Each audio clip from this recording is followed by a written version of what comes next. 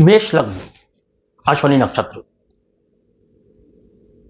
हम यहां पर महिला जातकों की बात करने वाले हैं। किस प्रकार की महिलाएं होती हैं मेष लग्न के अश्विनी नक्षत्र में। यदि आप मेष लग्न और अश्विनी नक्षत्र की महिला हैं तो आप इस वीडियो को अवश्य देखिए। और यदि आप एक ज्योतिषी हैं और आप और अधिक जानकारी चाहती हैं तो आप भी इस वीडियो को अवश्य देखिए। और यदि आप जानना चाहते हैं हर लग्न और हर नक्षत्र के बारे में तो हमारे सारे वीडियोस को देखते रहिए। शुभं कुरुत्वं कल्याणं आरोग्यं धन संपदा। नमस्कार दोस्तों, एस्ट्रोलॉजिकल मिराकल के आज के इस वीडियो में मैं राजेश कुमार पुरी, आपका ज्योतिष मित्र, आप सभी का हार्दिक अभिनंदन करता हूं। दोस्तों, जैसा कि हमने पिछले वीडियो में यह देखा, यदि जातक का लग्न मेष है और नक्षत्र अश्विनी है तो जातक किस प्रकार के होंगे। अभी और भी गहराई बाकी है, हम उसके बारे में इससे अगले वीडियो में चर्चा करेंगे। लेकिन आज हम मेष लग्न के अश्विनी नक्षत्र में जन्मी हुई महिलाओं की बात करने जा रहे हैं। महिला जातकों के बारे में शास्त्रों में अलग से उल्लेखित है। तो मेष लग्न और अश्विनी नक्षत्र में जन्मी हुई महिलाएं किस प्रकार की होती हैं, उनके जीवन में क्या चलता है, उनका व्यवहार, उनका मन किस प्रकार का होता है। चलिए, मेष लग्न अश्विनी नक्षत्र, यहां पर यदि किसी महिला का जन्म हुआ है तो सबसे पहली बात हम मध्यम कद की बात करेंगे, रंग रूप की बात करेंगे। तो रंग कभी भी यदि देखेंगे तो व्यक्ति का, जातक का, महिला का, किसी का भी रंग जो है वह चंद्रमा जिस नवांश में गया हो उस नवांश के स्वामी के अनुसार जातक का रंग होता है। गोरा, बहुत गोरा, सांवला, काला वगैरह वगैरह। तो यहां हम जातिकाओं की बात करेंगे तो उनका रंग भी चंद्रमा के नवांश के अनुसार होगा।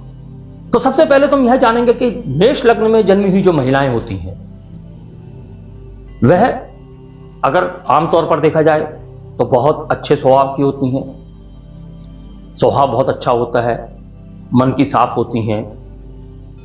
लेकिन जब हम अश्विनी नक्षत्र की बात करते हैं तो यह केतु है, यानी केतु की ऊर्जा है। तो हम थोड़ा सा परिवर्तन की बात भी यहां पर समझेंगे।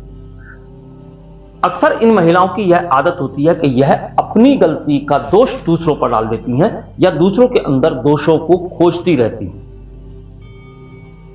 अब यदि कोई महिला नहीं खोजती है तो उसके लिए कुछ ग्रह जिम्मेदार हो सकते हैं। क्योंकि जैसा कि हमने पिछले वीडियो में बताया कि यदि मेष लग्न में अश्विनी नक्षत्र में किसी का जन्म हुआ है तो वह सामान्य तौर पर किस प्रकार का होगा यह आपको बता रहे हैं। अब यदि कोई ग्रह इसके ऊपर प्रभाव डाल रहा है तो उस प्रभाव की वजह से भी जातक जातिका का स्वभाव बदल जाता है। तो यहां पर हम सामान्य बातें कर रहे हैं, इसको बिल्कुल भी दिल पे ना लें। अन्य ग्रहों की दृष्टियां देखें, यह ना कहें कि मैं तो ऐसी नहीं हूं, मेरे अंदर तो यह है ही नहीं। हो सकता है कहीं से गुरु की दृष्टि आपके लग्न पे आ रही हो, आपके चंद्र पे आ रही हो, स्वभाव बदल रहा हो, तो ऐसी कई बातें बनती हैं। तो इसे बिल्कुल भी सीरियसली ना लें, अन्य योगों को भी अवश्य चेक कर लें। हम सामान्य योगों की बात कर रहे हैं। तो मेष लग्न में जन्मी हुई जातकाएं अक्सर दूसरों के ऊपर दोषारोपण करने वाली होती है। यहां मंगल की ऊर्जा होती है, मंगल की ऊर्जा के साथ साथ अश्विनी नक्षत्र में केतु की ऊर्जा होती है। तो यहां पर जल्दबाजी की बात कर सकते हैं, अधैर्यता की बात कर सकते हैं। तो महिलाओं में भी वह अधैर्यता देखी जा सकती है। लड़ाई झगड़ा करने की प्रवृत्ति इन महिलाओं में हो सकती है। इन महिलाओं में हर कार्य को करने की इच्छा होती है, यह कमाना चाहती है, यह अर्न करना चाहती हैं और ज्यादातर महिलाएं अर्न करती भी हैं। मेष लग्न की महिलाएं खाली बैठना पसंद नहीं करती हैं, वह लगातार कार्य करना पसंद करती हैं। कार्य करने के साथ साथ वह कमाना भी चाहती हैं और कमाती भी हैं। चूंकि यहां पर पित्त प्रकृति होती है, मेष लग्न पहले ही गर्म लग्न है, ऊपर से मंगल की ऊर्जा हो तो और गर्मी की बात करते हैं। तो यहां पर यदि हम जातिकाओं की बात करें तो पित्त प्रकृति होती है, क्रोध जल्दी आता है और जल्दी शांत भी होता है। जितनी तेजी से क्रोध आएगा उतनी ही तेजी से वह क्रोध शांत भी हो जाएगा। मेष लग्न में जन्मी हुई महिलाएं अक्सर अपने परिवार में, अपने सिबलिंग्स में ज्येष्ठ होती है। कम से कम अपने माता पिता की तो ज्येष्ठ पुत्री हो सकती हैं। हां, अब यदि उनके कोई और बहन या भाई भी इसी लग्न में पैदा हुए और वो उनसे बड़े हैं, तो हो सकता है कि यहां अपवाद की स्थिति हो, लेकिन ज्यादातर केसेस में यह देखा गया है कि मेष लग्न में जन्मी हुई जातिकाएं, अश्विनी नक्षत्र में जन्मी हुई जातिकाएं अपने परिवार में ज्येष्ठ होती हैं, बड़ी होती हैं, भाई बहनों में बड़ी होती हैं।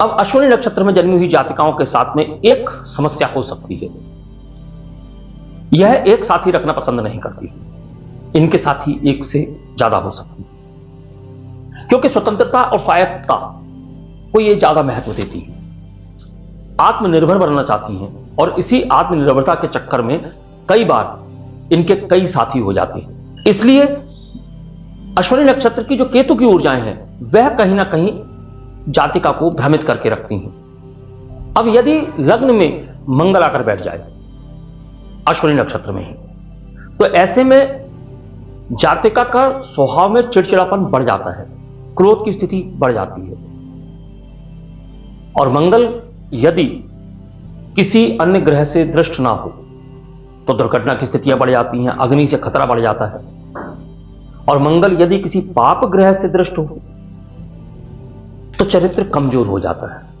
तो यह उस परिस्थिति में हो सकता है जब मंगल किसी पाप ग्रह से दृष्ट हो, तो ऐसी परिस्थितियों में चरित्र को कमजोर कर सकता है। यह जातिकाएं तुरंत परिणाम चाहने वाली होती हैं, इनको कोई भी कार्य करने के बाद परिणाम तुरंत चाहिए, यानी जल्दबाजी बहुत ज्यादा होती है इनके अंदर। ऐसी जातिकाओं में विद्रोह की भावना अधिक जागृत होती है, यानी यह विद्रोह करने के लिए कभी भी उठ सकती हैं, क्योंकि यहां पर जब भी हम केतु की बात करेंगे, मंगल की बात करेंगे, तो इन दोनों का मिलन कहीं ना कहीं जातक या जातिका के जीवन में कुछ तो ऐसा करता है जो हो सकता है सामाजिक तौर पर मान्य ना हो सकता है वह कुछ ऐसा गलत कार्य हो जो हम स्वयं को ही मान्य ना हो, फिर भी हमसे होता है।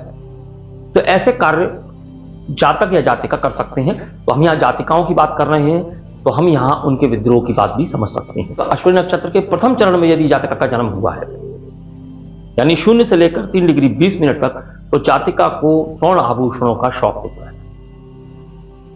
यह कोशिश भी करती हैं कि बिजनेस इनका इस प्रकार का हो जहां पर आभूषणों का इनको बहुतायत मात्रा में उपलब्धि हो, आभूषणों का बिजनेस कर सकती हैं, यह शौक होता है इनका।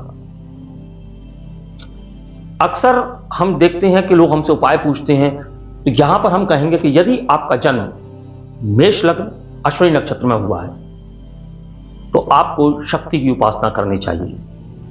यदि आप शक्ति की उपासना करते हैं तो आपके जीवन में जो भी परेशानियां इस नक्षत्र में जन्म लेने के कारण होती हैं, वह सभी परेशानियां आपकी स्वतः ही दूर होने लगती हैं, क्योंकि मूल का नक्षत्र है। कई बार यह प्रश्न भी आता है कि मूल का नक्षत्र है, और मूल में भी जो पहला और दूसरा चरण है वह चूंकि खतरनाक माना जाता है, क्योंकि यह पहला नक्षत्र है, और अंतिम नक्षत्र जो रेवती है उसके 3 और 4 चरण की बात करेंगे जहां पर दोनों का मिलन होता है। तो इसका पहला और दूसरा चरण अच्छा नहीं माना जाता है। तो ऐसी परिस्थितियां भी जातक और जातिका के जीवन में आ सकती हैं जहां उनको माता पिता से लेकर कोई समस्या बनती हो, माता पिता के स्वास्थ्य में कोई समस्या बनती हो। यह भी प्रथम और द्वितीय चरण के जातकों जातिकाओं में देखा जा सकता है। अगर आपको हमारे द्वारा उपलब्ध कराई गई जानकारी अच्छी लगी, वीडियो पसंद आया हो, तो आपसे मेरा अनुरोध है कि वीडियो को लाइक करें, चैनल सब्सक्राइब करें और बेल आइकॉन का बटन दबा दें ताकि आने वाले ज्ञान के वीडियोस आपको समय से प्राप्त हो सके। अगले वीडियो में हम मेष लग्न के अश्विनी नक्षत्र की डिग्रियों के बारे में चर्चा करेंगे, जिसमें हम बताएंगे कि यदि जातक का जन्म या जातिका का जन्म 0 से लेकर 1 डिग्री के मध्य हुआ है तो किन ग्रहों की दशाएं उनके लिए अच्छी रहेंगी। इसी प्रकार 1 से 2 डिग्री, 2 से 3 डिग्री, 3 से 4 डिग्री, हम सभी डिग्रियों की बात करेंगे और जातकों के अंदर कौन सी विशेष प्रवृत्ति आप देख सकते हैं। हर डिग्री की एक अपनी प्रवृत्ति होती है, वह आपको देखने को मिलेगी हमारे अगले वीडियो में। उसके बाद हम भरणी और कृतिका नक्षत्र लेंगे। तो अगले वीडियो तक के लिए मैं अपनी वाणी को विराम देने की आज्ञा चाहता हूं। नमस्कार, धन्यवाद। शुभं कुरुत्वा त्वं कल्याणकरी